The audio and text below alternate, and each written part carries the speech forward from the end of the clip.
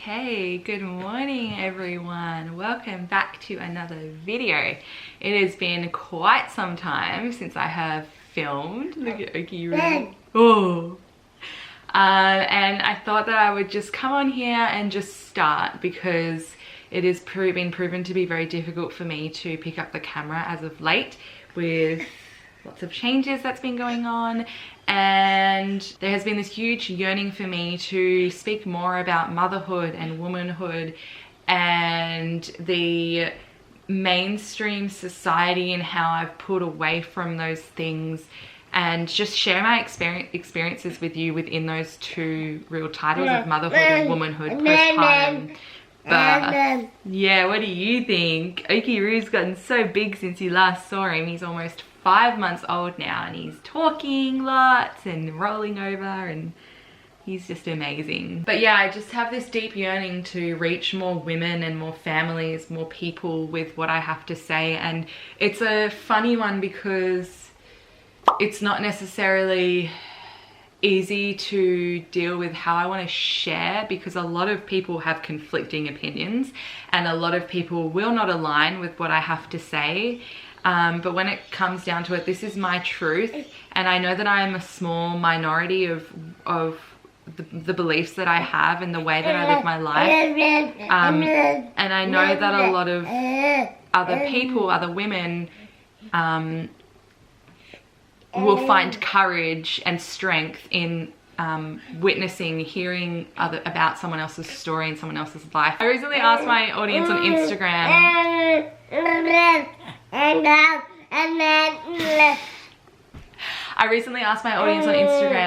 what questions they had for me regarding motherhood and womanhood, so I think I'm going to do this video in two parts. The first section of this video that we're doing now, I'm going to answer the questions that people had, particularly on motherhood and on your cycles, intuition, postpartum, all that kind of stuff.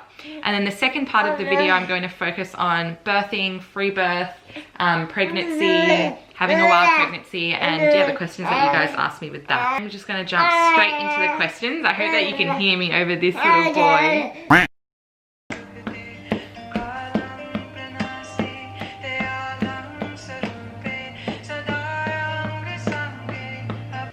Okay, so I had to change the battery on the camera, and then Oki wanted to feed, and then he almost fell asleep, but then he didn't. So every day Nat right now would be like, okay, I'm just gonna not film, but I'm gonna keep filming and just hope that he falls asleep because he needs to have a nap. Let's begin. So the first question is, did you go through a death, a mourning, a rebirth for your former self, and how did you cope? Did I ever with both children, and they were both so different. I went through obviously the most common thing that women go through when birthing my first child, which was the rebirth of myself from maiden to mother. But I never went through a real loss or grievance during the first couple years of my first child's life, because he was my only child. Me and my partner were both very much at home, if not always at home. My partner did work for a number of months over the first 2 years, worked away I should say, because now we run our own businesses. But when he worked away from our home, he only worked for about 5 hours a day, and then he'd come back, and they were early hours in the morning as well. And so I had a lot of time when I had my first son for the first few years. The huge mourning, or like death and mourning process that I've had with Oki, my second son, my second baby, was mourning my former self, my self-care practice, my self-love practice. Just like the general, like I birthed my baby in such power, especially my second birth, that I had this newfound love for myself and my body, as well as my baby and my family, and what we had gone through together, what we had created through this perfect birth, this perfect free birth. But I had to let go of a lot of things once I had 2 children. It was so, like the first few weeks, I felt like I had it down packed. It was so easy for me. Like newborns are so easy to take care of. And then our toddler was just so beautiful and loving and caring, which he still is towards his brother, but it was just different when Oki was so small. And then we hit about 6 weeks maybe, or maybe even 2 months, so like about 2 months ago, and things really started to change. Oki's needs were a lot different to what Tallo's were when Tallo was this age. Oki's a baby that needs to be with me all the time and be on me all the time. And also when I came into this postpartum period, we had literally just started a new business, and I feel like when I had my first son, I really surrendered. Like I didn't have much to do. I really surrendered to 100% being his mother. Would you go to sleep? And with Oki, I've really had to surrender to finding the very small pockets of time that I have to do the things that, you know, like my passion projects, creativity, and my business, which is a part of my creativity, my passion projects. But I had this huge morning, I'm still going through it, for my self-care practice, which was so strong as well at the end of my pregnancy with Oki. Me and my partner were both home. My partner wasn't going off to work at any time during Oki's pregnancy, besides for about a month in the middle of his pregnancy. And so he would take Tallo, especially those last like 2-3 months, all day basically, and I would have the whole day to connect to my belly, my baby, and my self-care practice was like amazing. And I was obviously in this other world of, you know, about to enter into the birthing portal, and so I really needed that time, and it was so incredible that we got to nurture and support that. But then going from that to what now is with 2 children has been like the biggest transition. And so yeah, I would say that has been my biggest death and mourning process of this specific pregnancy and birth. And it's been really hard, like really hard for me, and for Zach. Yeah, so how did I cope?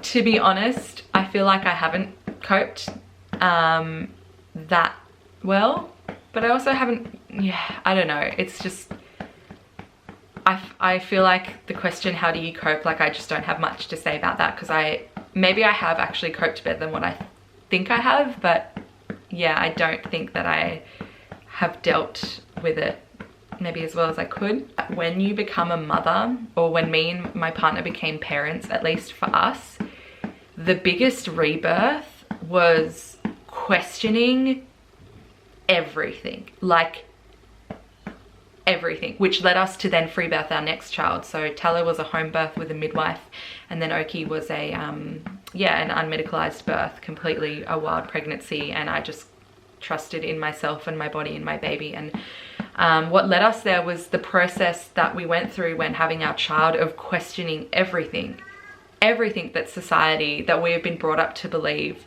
And I think that was the biggest transformation, death of our old selves and rebirthing into our new selves, was definitely that. And again, then when we fell pregnant again, and when we decided and when we birthed this baby again, the questioning of everything. Like we thought we had gone deep when we had our first son Tallo into questioning things, and then we found a whole other level when we fell pregnant with Oki and then birthed him. So I think that is something that has been the biggest transformational part of this journey of motherhood and parenthood for me and Zach. So the next question is, when did you know you were ready for a baby? I've been ready my whole life to have a child. It is innately what is known in my body. I grew up the youngest of 3, and I would cradle my babies. Like all I ever wanted to do was play with my babies. And you know, you talk to my mum now, and she was like, I knew that Nat was always going to be the one that had 10 children, and she was going to have her babies before her brother and sister, if her brother and sister do ever have children. And it's just been something that I've wanted for so long. Like I went into childcare when I left school, and from the age of 16 I was like, I want to be a nanny. And then after the process of finishing school, I nannied, I au paired, I worked in childcare centres, and then started questioning all of that, and eventually of course led myself. I always knew that I wanted to have children, and I wanted to have a number of children, and it just seemed so right, because when I met Zach, like one of the first conversations we ever had on our first date was talking about how many children we wanted, about baby names, about just like that journey into parenthood. And so it was very clear, like that me and Zach were always meant to have children together. When it really started striking me was when I found someone that I loved, because I'd never experienced a such a beautiful relationship. I'd always had quite toxic relationships, if you could even call them that. And so when I met someone who was so fatherly in his instinct anyway, I was like, where's this baby at? And it was hard for a while. Me and Zach dealt with a lot of like me really wanting to call in our child and him resisting that, and then our relationship struggling. I had a lot to heal from before we conceived Tallow, and so I think the time when we really recognized that we were ready for a child was when we were actually hiking the Annapurna trail in Nepal. And there is nothing quite like hiking the Himalayan mountain, like the most extravagant mountains in the world, where you have nothing but your own thoughts, and you're pushing yourself to every limit you ever thought possible, and going beyond that to really be with yourself and heal through a lot of trauma, and a lot of, you know, what then prepared us for conceiving our child, which we then conceived Tallow in India a few months later after that trip. Yeah, so that was when I knew that, when I really knew that we were ready. But I think I've been ready for a very long time. But obviously I didn't want to have children too young, because I was 24, I think, 23, 24 when I was 25. Oh my god, I don't even know. Around that age when I fell pregnant with Tal. So the next question kind of goes hand in hand with what I was talking about. It says, what has been your biggest awakening through motherhood? So that kind of goes alongside with the first question, but again, just like really awakening, like really waking up to where we need to be, how we need to be living, how we want to parent our children, how we want to raise them, what kind of environment we want to expose them to. There is nothing quite like having children to really awaken oneself, and you know, you no longer, it's not just you anymore, like you have this huge responsibility, and so you have to really wake up and step into your power if you want to create this beautiful life for you and your children, where you know, exposing them to the least amount of trauma in their upbringing as possible, if that makes sense. And so yeah, I think the awakening for us was again, just like questioning everything that we had been taught and that we'd been told growing up, and finding our own way through all of that. And you know, that burns a lot of bridges, because not everyone is on the same level as you in their expansion and waking up, and so, you know, but at the end of the day, like, this is our family and our children, and that's the most important thing. And I think that if we had to burn some bridges in, you know, really trusting ourselves and stepping into that power, into that trust and into ourselves, then, you know, so be it. And then the relationships that we've made since becoming parents and finding others that really align with our beliefs, and yeah, just our lifestyle has been incredible and such an eye-opening experience for us.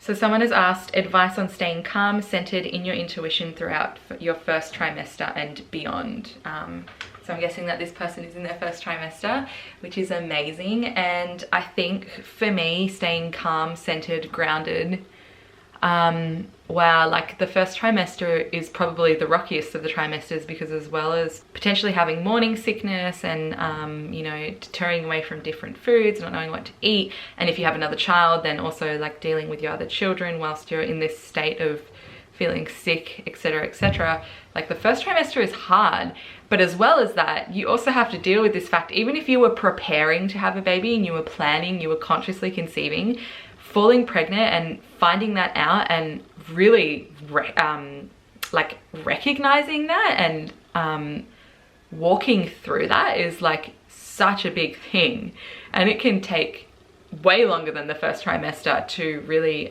acknowledge and accept that and start, you know, really enjoying your pregnancy. I know for some anyway, it's different for everyone obviously, but so in terms of staying centered, grounded, all that kind of stuff, and in your intuition, like you are pregnant. This is what you were brought on earth to do, and so this is like your most heightened state of intuition. All you have to do is ask yourself to tap into that. Like that's literally all you have to do in regards to intuition. Like this is your most vulnerable state, and also your most highly attuned intuitive state as a woman, as a pregnant birthing woman. Like this is your time to, if you've never been in touch with your intuition before, like all you have to do is sit down in a quiet space, go within and ask yourself, just like say to yourself, I'm ready to walk through this pregnancy with my intuitive guidance in mind, and I really bring that forth. Like all you have to do is say a little prayer or open yourself up to your intuition, and it is there. And then in regards to staying centered and grounded, I think that being gentle on yourself is a really important thing, because it can be really hard, like I said, at times to be centered and grounded, especially in the first trimester, because you're going through so much and you're transitioning. It's a huge transition and you're growing a human life. So especially if it's your first baby, your body has never gone through this before. So just being really easy on yourself and knowing that if you aren't feeling so centered and grounded in this very moment, then you will soon, and that's coming. You've just got to let your body walk through that, and you are soon to come out onto the other side where you're feeling much more centered and calm. And I truly believe that in the second trimester. The second trimester is just amazing. It's such an incredible phase of life. It's truly like the second trimester of me being pregnant with Oki was the greatest days of my life, or some of them anyway. Like just really transformational, life-changing, grounding, high, like in my highest intuition I've ever been in, creative. It was amazing. And so just being easy on yourself and knowing that that stage is coming. What are the best ways you have incorporated time for yourself since being a mother? So I feel like this is something that I need to start incorporating better, and I'm going to be really honest with you guys. This is why I wanted to answer this question, because as I have said, when it was just me, Tallow and Zach with our first son, I found it so easy to incorporate time for myself and easy to incorporate time for Zach, and then for all of us together. I really feel like our world has been turned upside down since Oki was about 2 months old, and I don't really know where to go. Like I don't really know how to start again. Like even as I said at the beginning of this video, like starting this video has been huge for me, getting the camera out and being like, I'm just gonna do it. It doesn't matter if Oki cries, I can just stop and feed him or whatever, you know, I can meet his needs and then return to the video. I'm just gonna start while Tal and Zach are out. But I really, yeah, like I'm just gonna be really honest and say I'm really struggling with that right now. So I don't know, maybe if you're a mother of 2 or even 1 or however many children you have, you can leave me a comment down below and really let me know how you incorporate time for yourself when you have more than 1 child and you've got dishes. And for me, like I find that Oki goes to sleep, and then Tal has also not been napping so much in the day anymore. He's kind of transitioning out of that. And when I do get time, I'm like, oh, I've got to do the dishes, I've got to vacuum, like the house is a mess. I'm like a very clean person, so if the house is a mess, I cannot focus on anything creative or self-practicing anyway. And so I go to do those things first, and by the time I'm done, Oki's woken up, Tallow's back, chaos. So it's something that I don't really have an answer for right now, and I'm struggling with a little bit, and I look forward to the time in which I can really step into that again, incorporating time for myself where I am 100% just with me. Yeah. So now I'm just going to go into like the moon cycles, intuitive type questions, and the first one is, how have you developed a healthy relationship with your period? When I really started questioning everything, as I've said before, is when I really started to step into using my cycle to connect with myself and using it to understand my body. And that was a pivotal moment in my life. It was actually before I had children, and I had kind of like really fallen short of our society. Like, I was really angry, and I was angry that I had to work a job I didn't like to make money, and I was angry that I couldn't just travel continuously and do what I wanted to do creativity wise, because I didn't have time, because I had to work to make the money, and then I had to spend the money that I was making on rent and food, and it was taking me ages to save up to go traveling, etc, etc. And when I finally went traveling again, I went to the US and I hitchhiked around the US, and it was kind of like this big like F you to society, because I was like, so many people saying that I'm going to hurt myself, I'm not going to like make it into this trip very far because I don't have a lot of money. And I was like, no, like, I am doing this, I have this vision, and I'm going to meet and make amazing people.